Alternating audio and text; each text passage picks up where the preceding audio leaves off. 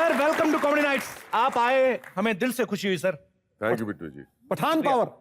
प्रणाम प्रणाम बिट्टू जी, मैं आप लोगों से एक बहुत कीमती चीज मांगने आया हूँ। कीमती चीज? सर आप हमारी बकरी का क्या करेंगे?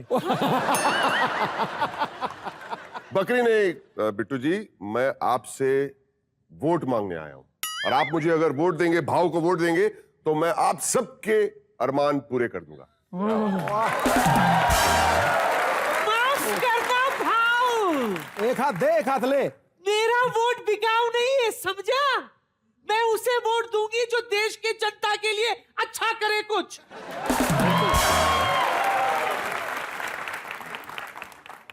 आप बेफिक्र रहिए दादी जी, मैं हर रोज आपके लिए एक बोतल भेजा करूंगा।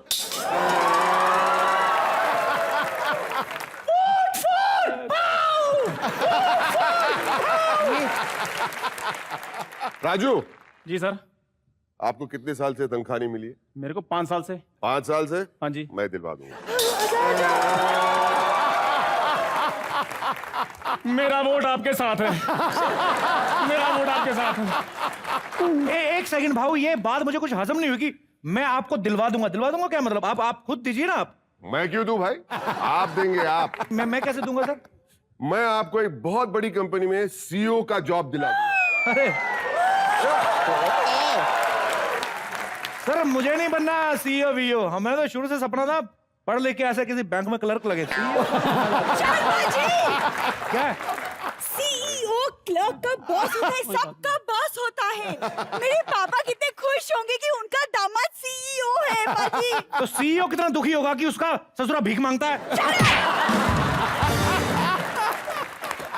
आप नहीं मांगेगा, क्योंकि मैं आपके फैमिली के सब लोगों को एक जॉब दिला दूंगा। मतलब एक साथ 4-5 सैलरी घर में आ जाएगी। क्या बात है?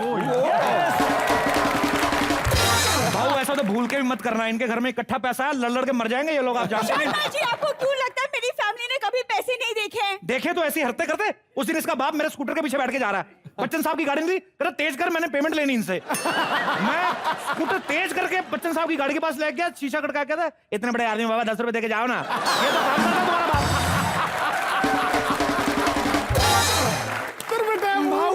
भाव 1 मिनट Okay. 1 मिनट। Okay. भाव hi, I am Palak. Yes, Dad.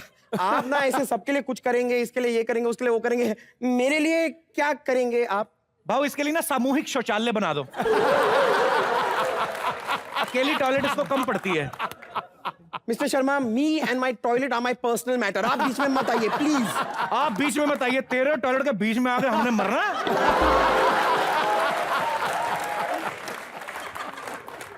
भाऊ आप ये 4-5 वोटों के पीछे क्यों पड़े हो? मेरे को तो लगता है आपको कोई ऐसा पैदा हुआ ही नहीं जो आपको हरा सके। नहीं, बहुत प्रॉब्लम है इस बार। इस बार एक बहुत ही खतरनाक ऑपोजिशन कैंडिडेट है मेरे सामने। अच्छा, आने दो उसे, देखते कौन तुरम खान है वो। अरे देखेंगे जब दिखाई देगा ना, वो देखेंगे आप। और उसके जो पंटर लोग हैं ना, बहुत ही खतरनाक। Vote for Bhootnath, vote for बेटे इधर ना सब बड़े बड़े लोग खड़े, इलेक्शन की बात है, जाओ बाहर जा खेलो। शाबाश चलो। हाँ जी, तो बेटू यही है जो मेरे खिलाफ खड़ा हुआ है। ये छोटा तीर घाव करे गंभीर। ये चिलगोजा। चिलगोजा नहीं, अखरोट नाम है अपन का। बेटे इनको कोई फर्क नहीं पड़ता, इन्होंने दोनों में से कुछ नहीं देखा हुआ। कोई बात नहीं।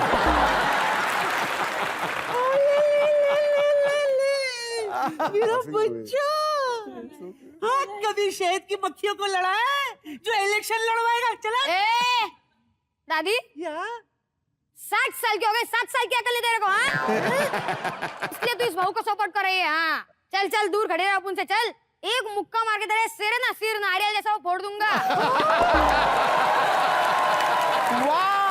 वाओ बेटा जब ऐसे वो नारियल को फोड़ोगे ना तो मुझे जरूर बुला लेना। क्या मेरे पास 2 स्ट्रॉ हैं, हम दोनों स्ट्रॉ उसमें डालेंगे और साथ साथ में पियेंगे। बिकॉज आई लव नारियल, इज वेरी हेल्दी। मोटी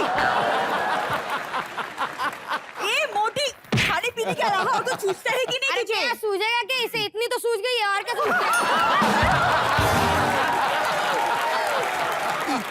साहब जी, ये पहला अखरोट देखा है जो बाहर से भी सकते हैं और अंदर से भी सकते हैं। मैंने कहा ना कितना खतरनाक है। मेरे को समझ में आ गया। ये कोई ऐसा ये ये छुपा हुआ रस्तों में। मैं नहीं चाहता कि पाजी ये किसी और की लड़ाई में मेरी फैमिली को थप्पड़ वप्पड़ पड़े। ए फैमिली लोग चलो अंदर निकलो टाइम पे, चलो हाँ। चलो। ये ऑरेंज साड़ियां, ब्लू सूट सब अंदर निकलो, चलो चलिए चलो शाबाश। नाइस प्लेइंग बेटा। चलो चलो एक बार अखरोट के लिए तालियां तो बजाओ यार। ਤੂੰ ਉਹਨੂੰ ਐਵੇਂ ਕਰਦਾ ਰਿਹਾ, ਉਹਨੇ ਭਾਈ ਨਹੀਂ ਦਿੱਤਾ ਤੈਨੂੰ। पाजी हाँ जी। एक बात तो क्लियर हो गई, जैसे अभी भाव ने बताया हाँ। कि ये छुटकन दास जिसको सपोर्ट कर रहा है ना, छोटा तीर वो कोई आम आदमी नहीं पाजी। इनको हराना आसान काम है ही नहीं एक्चुअली। अब वक्त है उनसे मिलने का। अगर मैं उनके बारे में बोलना शुरू करूं पाजी तो मेरे ख्याल से मैं 2 दिन तक भी बोलता जाऊं, उसके बाद भी मुझे ये लगे कि यार कुछ ना कुछ रह गया है, क्योंकि वो है ही ऐसे। पाजी उनके बारे में क्या कहूं, क्योंकि उनके बारे में कुछ कहने के लिए भी अभी मैं बहुत छोटा हूं। और उनकी तारीफ के लिए मैं सिर्फ 2 लफ्ज कहना चाहूंगा, और वो 2 लफ्ज भी हैं उनका खुद का नाम, Amitabh Bachchan. Please welcome the legend. Kapil Sharma, तू बता पाटे खां, जो भी यहाँ आता है ना उसको ये पूछता है कॉमेडी नाइट्स में आके आपको कैसा लग रहा है? हाँ? तो तू बता हिमालय पर्वत के सामने तुझे कैसा लग रहा है?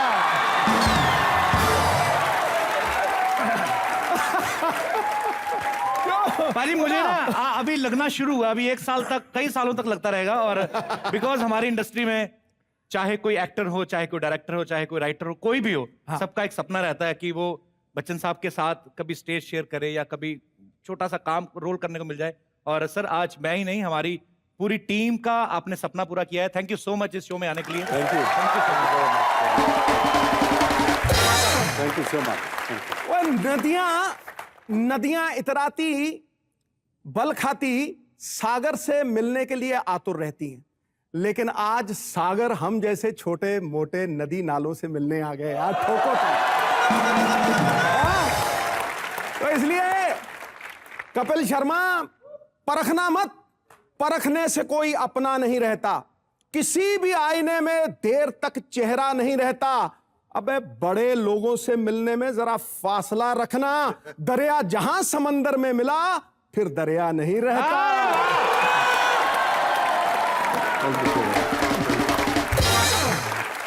मैं सर के जब भी पांव छूता हूं ना, मुझे ऐसा लगता है कि मैं 100 तीर्थ स्थान इकट्ठे जाए। मत रोको, मत रोको।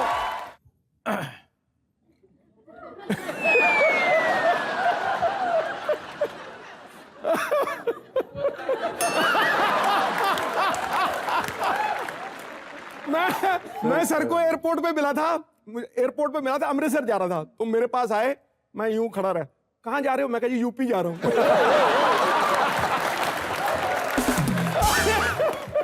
अमृतसर से यूपी।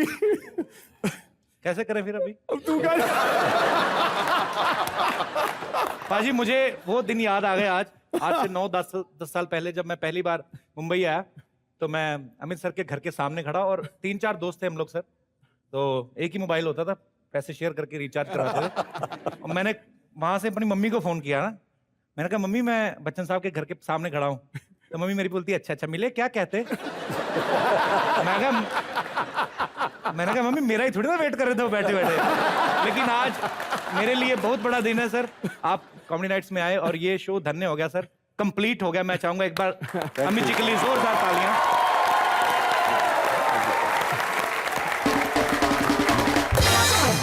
सिद्धू बाजी आपको पता है अमित सर इतने प्यारे भूत बनते हैं कि मतलब बच्चे डरते ही नहीं इनसे, ऐसे भूत बनते हैं।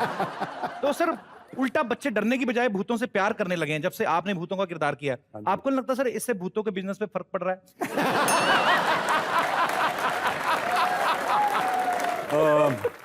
कपिल भाई साहब, ऐसा है कि भूतनाथ पहले रिलीज हुई थी, उसके बाद भूतनाथ रिटर्न्स आई। कम से कम 5-6 सालों का फर्क हो गया। 5-6 सालों में महंगाई बढ़ गई है सर, इसलिए रेट भी बढ़ गया है।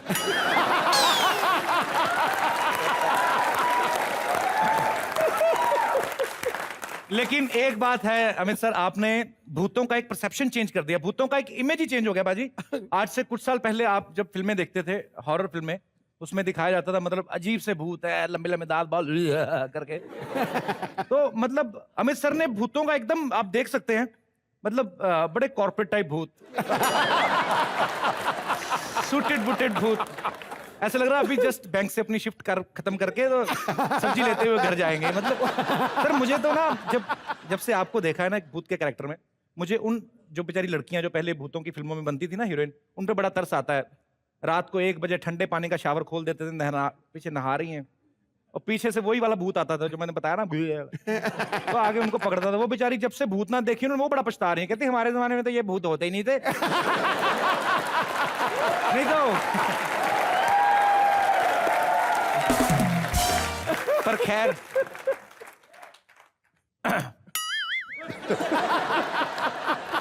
तेरी भी हो गई गुग्गी गुंगू। सर आप मेरा हाथ पकड़ लीजिए।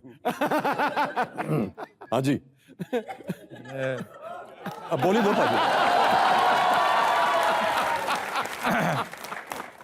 सर शूटिंग तो होती रही दादा, एक फोटो। हाँ जी, एक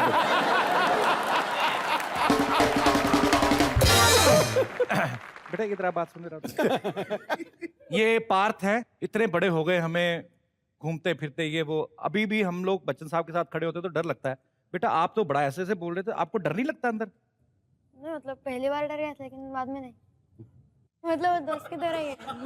दोस्त की तरह ही है सर। ये तो ये एक आपका बड़प्पन है कि एक आर्टिस्ट इतना कंफर्टेबल हो जाता है, एक कर देते हैं अमित सर। क्योंकि कुछ दिन पहले एक और एक्टर हैं जो बड़ा बोलते हैं, लेकिन वो जब अमित जी के साथ शूटिंग करने गए उनकी बोलती बंद हो गई थी। मैं सच्ची नहीं बोल पा रहा था। तो वो शूट पे गया था मैं, तो अमित जी आए, आते ही उन्होंने सबको एकदम से नॉर्मल कर दिया कि उनको, वो भी समझ गए कि हाँ ये सब लोग घबराए हुए हैं। हम लोग 10:30 का शूट का टाइम था, हम लोग 6:30 बजे नहा धो के बैठे हुए हैं। तो जैसा जैसे टाइम नजदीक आता गया, पाजी मेरी धड़कन बढ़ रही थी। तो मैं इस बच्चे को देखता हूँ तो मैं यार मैं तुम्हें सल्यूट करने को दिल करता है, बिल्कुल डरे नहीं है, ऊपर से हंस भी रहा है।